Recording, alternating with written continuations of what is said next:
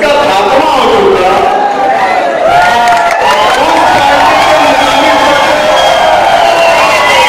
बड़ी झंझाट में press conference दे रहे हैं और बोलते बोलते वो क्या क्या नहीं बोल गए। किसी को धमकी देता नहीं, किसी को कुछ कर दिया, मैं ईट से ईट बजा दूंगा और ये से वो बजा दूंगा। पहले खुद को समझ लो, फिर बजाने की बात करना। उन्होंने खुले अंदाज में रिजवान सर को धमकी दी कि रिजवान सर ऐसा ऐसा बोलता है पागल। उसके वहां जो हुआ हमला, वो हमले वाले अगर उससे पूछ कर जाते तो इसका सही तरीके से काम बैठा देते। ये शहर के जिम्मेदार हैं, ये शहर के मेयर, ये शहर के आमदार है। क्या इनकी जबान से ये सब उन्हें शोभा देते? किसी को धमकी देना, किसी को डराना। भैया आज के दौर में कोई डरने डराने वाला नहीं है। मैं उनकी कल के जो प्रेस कॉन्फ्रेंस में उन्होंने जो धमकी दी है, मैं उसके खुले अल्फाज में मजलिस इत्तेहादुल मुस्लिमीन की जानिब से उसकी मरम्मत करता हूं, उसकी मरम्मत करता हूं मैं। और अगर उन्होंने किसी और को धमकी, चाहे कोई भी पार्टी का हो, इस तरीके के अगर सवाल मापेंगे तो मजलिस इत्तेहादुल मुस्लिमीन के जो तमाम लोग उसके साथ खड़े रहेंगे।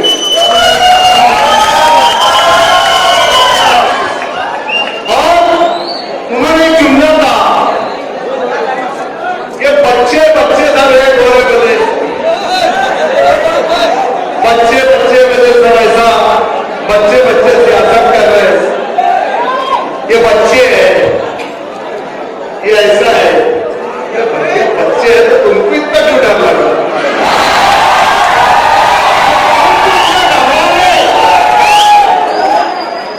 दरअसल वो बच्चे, उन्होंने बच्चे बच्चों को एक चैलेंज कर दिया और वो चैलेंज उन्होंने ये कहा है कि ये बच्चे कुछ नहीं कर सकते, जो भी कर सकता मैं कर सकता हूं, हम कर सकते हैं।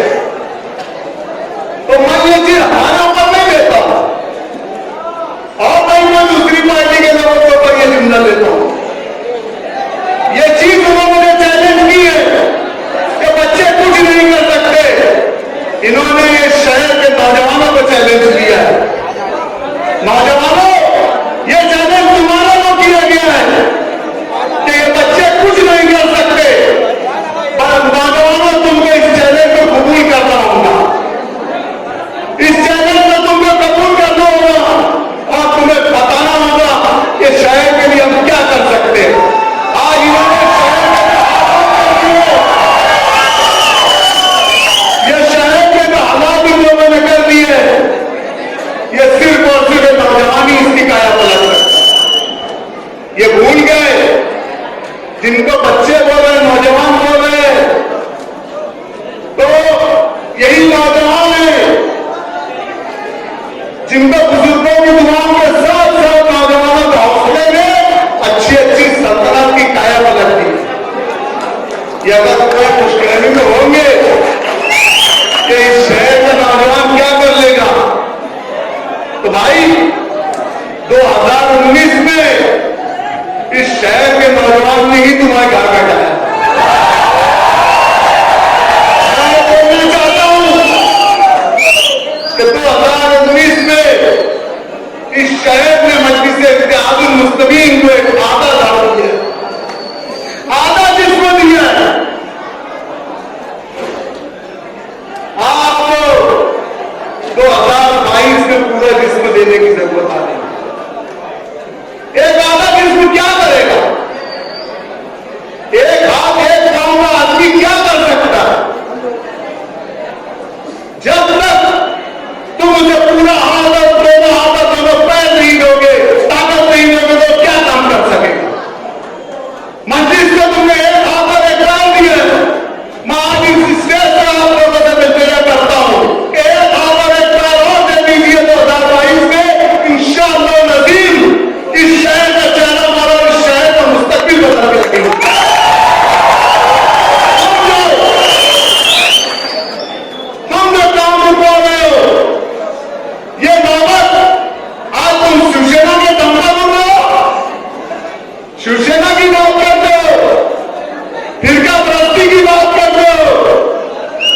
भैया ये मालेगांव में मालेगांव या एरो कह रहे नब्बू कह रहे नहीं आने वाले। ये अगर सोच देगा तो इंशाअल्लाह नदीम मस्जिद इत्तेहादुल मुस्लिमीन का हवा झंडा कॉर्पोरेशन से लहरा के बताएंगे। लाल पीले जले पीले कई रंग आएंगे,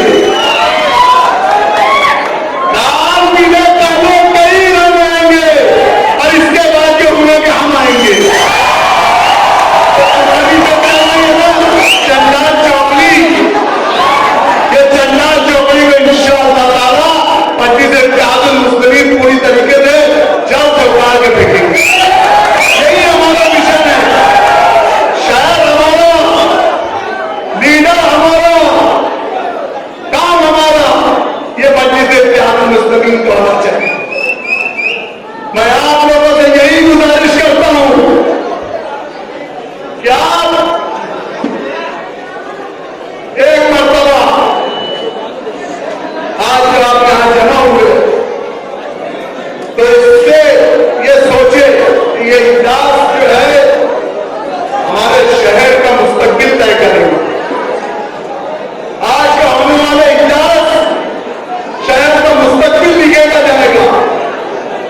मैंने स्कूल नंबर 8 की मीटिंग में बोल दिया तो भैया वो बड़ा खराब कर गया। इन्होंने पार्टी बदले, पार्टी बदलने की वजह क्या है? बोले हम 15 मुताबिक प्रोग्राम लाएंगे, 15 काम लाएंगे, गवर्नमेंट से हम ये सब लाने वाले हैं। राष्ट्रवादी भैया हमने भी बहुत तगड़े लड्डू देंगे।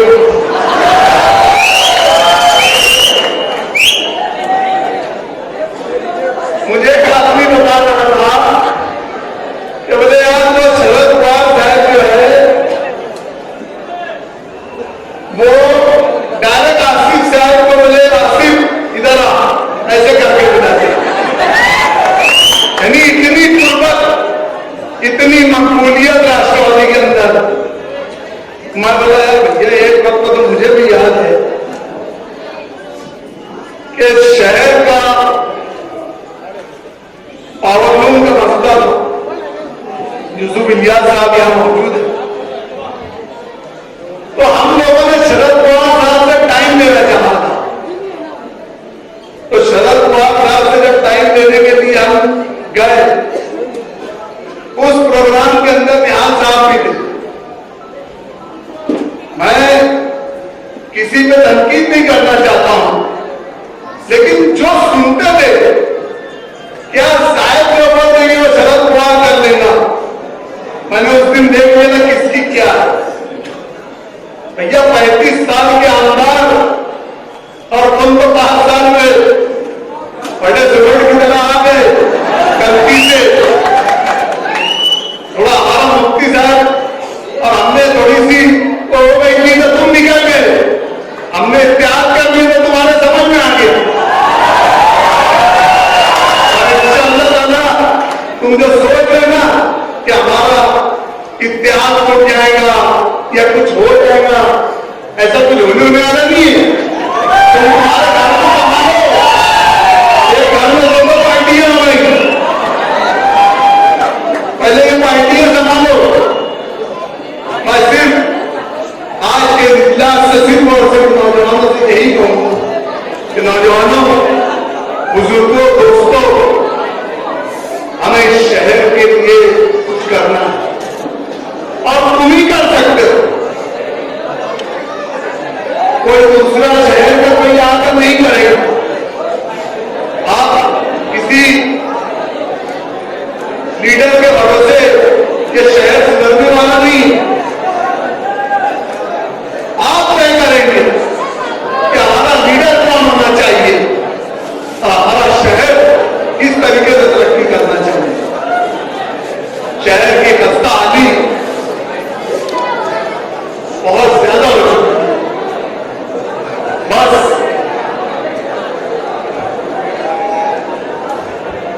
इनके जुल्म सितम शहर में बहुत ज्यादा बढ़ गए। तो किसी शायर ने कहा कि जुल्म के होते हुए के होते हुए अमन कहां मुमकिन है यारो, इसे मिटाकर जग में अमन बहाल क्यों नहीं करते। आप लोगों के बीच में कि एक हो जाओ। मस्जिद का ख्वाब है कि पंचायत से लेकर इस मुल्क की सबसे बड़ी पंचायत पार्लियामेंट में हमारे अपने नुमाइंदे हो, क्योंकि मसाइल भी हमारे हैं, कौम भी हमारी है, तो जमात भी हमारी होगी और नुमाइंदा भी हमारा है। के साथ हम आपके बीच में आए।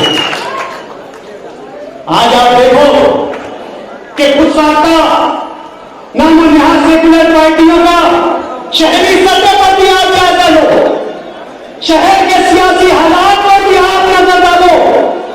देखो आज शहर में क्या हो रहा है। जो आपसे वोट लेकर जाते हैं, जो इलेक्शन के वक्त आपके बीच में आकर असलियत परवरी करते हैं, बिरादरी वोट करते हैं, अपना टुकना करके वोट ले जाते हैं, और जब इक़्तिदार बनाने की बात आती है, जब इक़्तिदार साजी की बात आती है, तो शिवसेना और बीजेपी को तरजीह दी जाती है इस मुआवजे के साथ, इस एग्रीमेंट के साथ कि शहर में हम कर बजट देंगे, लेकिन हम आपकी तमाम बुनियादी जरूरतों को पूरा करेंगे। चाहे फिर मालेगा सेंट्रल असेंबली हल्के के जो रहने वाले हैं, जो रिहायशी है, उनकी गाड़ी कमाई के पैसों का टैक्स आप कारपोरेशन में भरवा देते हो, और अपने इक़्तिदार बचाने की लालच में, और अपने इक़्तिदार की लालच में, अपने इक़्तिदार की मोहब्बत में ऐसा सौदा करते हो कि तमाम तरक्याती काम नदी के उस पार और बजट का एक बड़ा हिस्सा नदी के उस पार दिया जाता है। यहां पर बैठा हुआ हर शख्स इस बात से वाकिफ है, अभी अंडरग्राउंड ड्रेनेज की जो है स्कीम आने वाली है, लेकिन मालेगांव म्युनिसिपल कॉर्पोरेशन के जनरल फंड से तकरीबन 2 करोड़ के फंड से नदी के उस पार अंडरग्राउंड ड्रेनेज का काम शुरू हो। आज मौसम नदी के किनारे पर हजरत मासूम शाह कुत्ती के सामने बिल्कुल लगे मौसम नदी, जो आज मुस्लिम आबादी का एक खुमजान आबादी वाला इलाका है, वहां पर अंडरग्राउंड ड्रेनेज की जो एसडीपी प्लांट है, उसको वहां पर नस्ब करने की साजिश की जा रही है।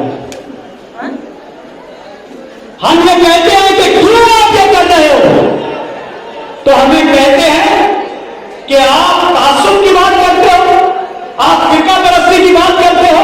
अरे नदी के उस पार भी ये मौसम नदी जाती है, नदी के उस पार भी जो है इतना कॉर्पोरेशन के पास एरिया है कि आप ये एसटीपी प्लांट वहां भी बना सकते हो। इस एसटीपी प्लांट से उठने वाले तापमान, गंदगी, बदबू और जरासीम ये इस इलाके में फंसने वाले, और मैं खुलेआम तौर से कहता हूं मुसलमानों को मुतासिर करेगी। गंदा पानी उस तरफ और उसका ट्रीटमेंट इस तरफ, ये इस इलाके के फंसने वाले लोगों के साथ इंसाफ नहीं है। अगर हम कॉर्पोरेशन के ऐवान में ये बात करते हैं तो हमें फिरका परस्त कहा जाता है।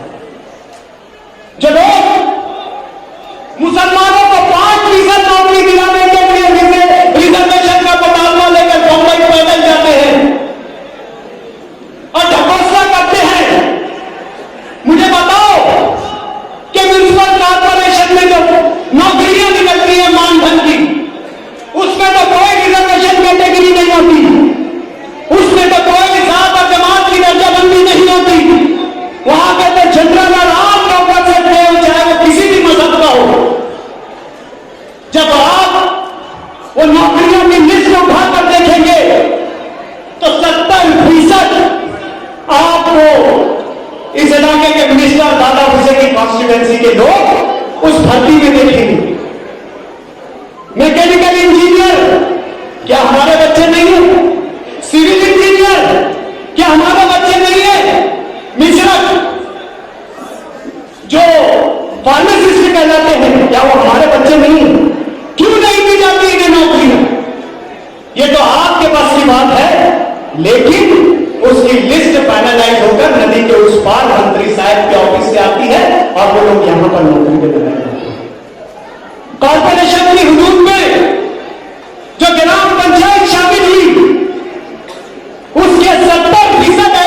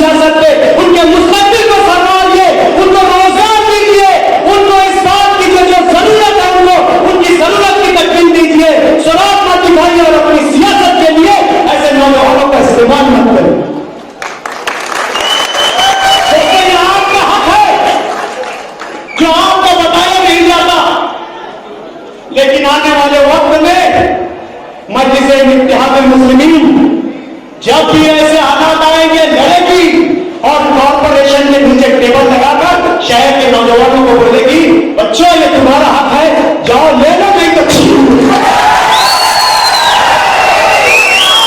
तो लोग अपनी सियासत चमकाने के लिए, अपनी हार का बदला लेने के लिए कौम और मिल्लत को धोखा देते हैं। कोविड का जमाना था, कोविड का पहला पेशेंट जब निधन हुआ तो यह कांग्रेस पार्टी जो राष्ट्रवादी पार्टी के जिम्मेदार हो गए, कलेक्टर से कंप्लेंट कर रहे थे कि अल-फिरदौस नामी उमरा जो जमात उमरा कंपनी थी उसमें ये जो पहला पेशेंट है वो गया था। आप पूरे जो लोग उमरा करने गए थे सबको बुलाइए, सबको क्वारंटाइन कीजिए। आप सोचिए उस वक्त कैसा कयामत का आलम था। एक आदमी अगर उसे क्वारंटाइन का कह दिया जाता था उसकी रूह कांप जाती थी। और ये 7 से 7.5 साल से आज जो आपके बीच में हमदर्द बने बैठे हैं ये ऐसे 750 लोगों को क्वारंटाइन करवाना चाहते थे। और आज कौम और मिल्लत की बात करें, आज इन्होंने ये नहीं देखा कि एनआरसी के हालात है। अपनी सियासी दुश्मनी निकालने के लिए कई ऐसे वोटों को यादी से निकाल दिया जो ओरिजिनल वोटर थी। सिर्फ नाम देकर, इलाका देकर असलियत का उन्हें शिकार बनाया और ऐसी वोटों को जो है लिस्ट से निकाल दिया। आज ये कौन की नुमाइंदगी करेंगे?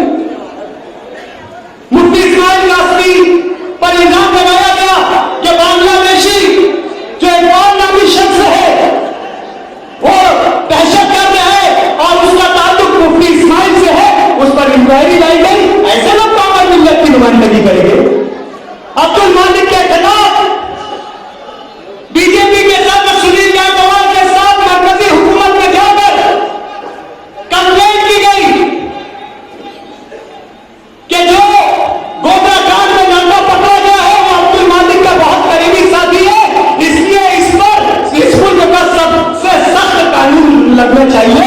अब ऐसे लोग आपकी और कौम की नुमाइंदगी करेंगे जो अपनी सियासी हार का बदला लेने के लिए कौम और मिल्लत को फरामोश करके उन्हें दगा देने की कोशिश करते हैं। ऐसे चेहरों को आज आपको पहचानना होगा। मुझे बहुत सारी बातें कहनी थी लेकिन आज वक्त की कमी है और आने वाला वक्त इलेक्शन का है। मैं ये जो कह रहे हैं ईद से ईद बजा दूंगा, चाचा जान ऐसा बोलूंगा कि आपके खत्म कर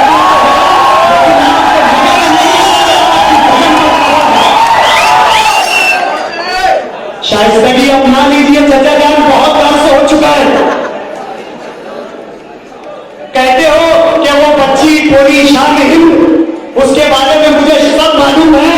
अगर आपके बारे में बोल दिया तो घर का कोई एक घर के बाहर नहीं निकल। अपने माजी में, अपने गिरबान में झांक कर देखिए, जहां काला ही काला है, सिर्फ काले के सिवा आपके पास कुछ नहीं है। सूद बोले तो सूद, छन्नी बोले जिसमें 72 छेद। ये लोगों को बताएंगे, लोगों से किरदार, ये लोगों को किरदार के सर्टिफिकेट देंगे। कहते हैं कि तीनों भौंक रहे हैं, शेर है, तीनों दाल रहे हैं, चीना चीना कर देंगे। मुकाबले के लिए आपको कोई मर्द नहीं मिला जिसकी पैंट स्पिनिंग मिल के पीछे पकड़ी गई।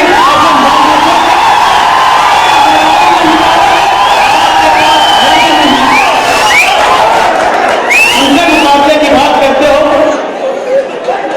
मुकाबले में हमारे बयान का लाओ। और मैं तो समझता हूं कि आपकी सफों में एक भी नहीं है जो हमारे बयान का है।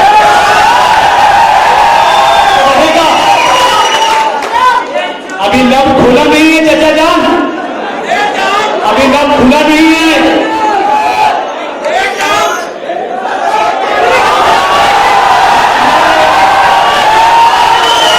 बोल रहे हैं जिनके जो अमरान है वो यहां से निकल रहा है, लेकिन अल्लाह के वास्ते इस जबान को बंद रखने दो। अगर एक का अगर यहां पर स्टेज पर बोला जाएगा, किताबें लिख जाएगी, सियाही सूख जाएगी, किताब खत्म होने वाले नहीं। मुस्लिमीन आपके बीच में आई है,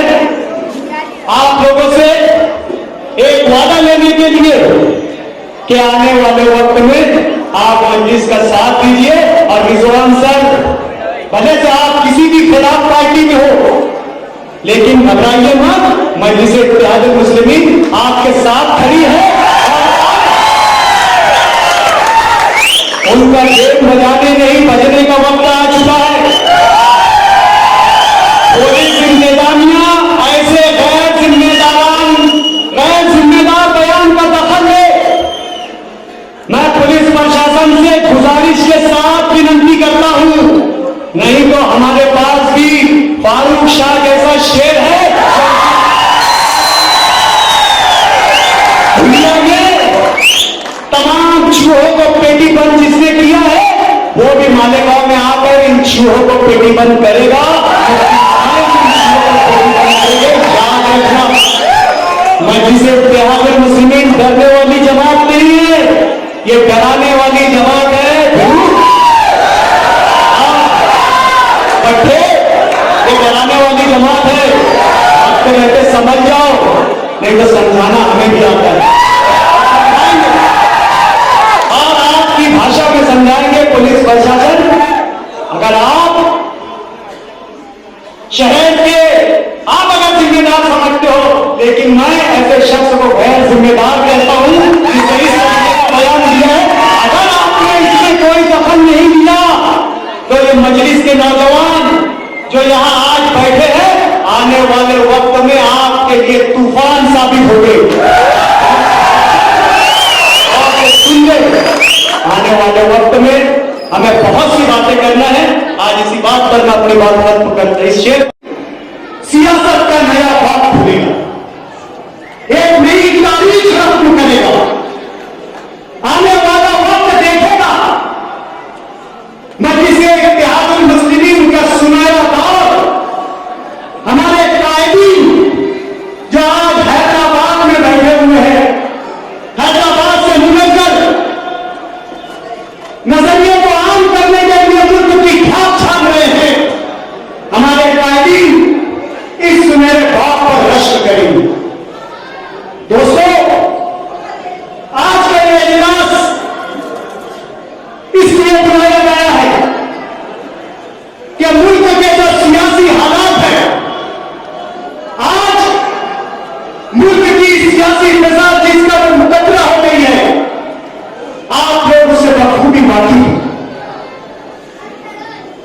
2014 के पार्लियामेंट इलेक्शन के बाद से इस मुल्क में जब से बीजेपी बसर इक़्तिदार आई, और बिलखुसूस बीजेपी के इक़्तिदार की कमान, इस मुल्क के वजीर आजम की कमान, आरएसएस के परवता, आरएसएस के पैदा करना, आरएसएस के मिशन को आगे बढ़ाने वाले नरेंद्र मोदी जब से इस मुल्क के वजीर आजम बने हैं, आप लोगों ने देखा कि उसके बाद से इस मुल्क के मुसलमानों पर असहयात तंग हो गया। इस मुल्क की सबसे बड़ी अकलियत मुसलमानों को निशाना बनाया जा रहा है। जब मुसलमान कभी माशी तौर से परेशान थे, जब मुसलमान रोजगार ना होने की सूरत में अपने परिवारों को पाल नहीं पा रहे थे, जब मुसलमान जिनके लिए इस मुल्क में ना अच्छे स्कूल थे, ना तालीम का नज़्म था, ना उनकी सेहतों का ख्याल रखने वाले कोई हॉस्पिटल है, ये मुसलमान अपने बुनियादी मसाइल से इस मुल्क में जूझ रहे थे, उनके सामने बीजेपी ने उनके वजूद और बका की लड़ाई लाकर खड़ी कर। आज इस मुल्क में मुसलमान अपने वजूद और बका की लड़ाई लड़ रहा है, अपने तशख्खुस की लड़ाई लड़ रहा है, अपनी पहचान की लड़ाई लड़ रहा है। रोजी रोजगार का मसला इस मुल्क के मुसलमान ने बर्दाश्त किया। मामूली चीजें नहीं इस्तेमाल आई है कि मुस्लिम नौजवानों को किसी भी बहाने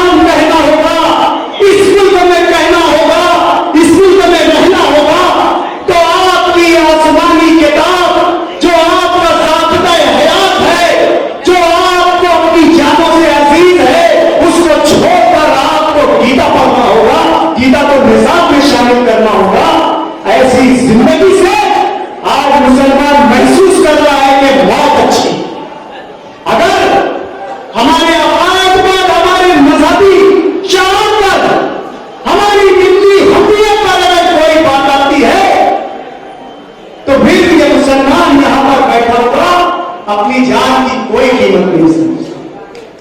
दोस्तों, आज वक्त है सियासी जिहाद का। आज हिंदुस्तान के दस्तूर में, हिंदुस्तान के आईन में हमें यह हक दिया है कि हम इस मुल्क में चाहे किसी भी मजहब के हो, चाहे किसी भी बिरादरी के हो, आजादाना अपने मजहबी अकायद पर रहते हुए यहां की जिंदगी, यहां पर जिंदगी गुजार सकते हैं। इतना खूबसूरत आयु इस हिंदुस्तान का है। यहां पर इस मुल्क में बसने वाले तमाम लोगों को इस आयु में अपनी जिंदगी गुजारने का हक दिया है। इस आयु के पस मंजर में मुझे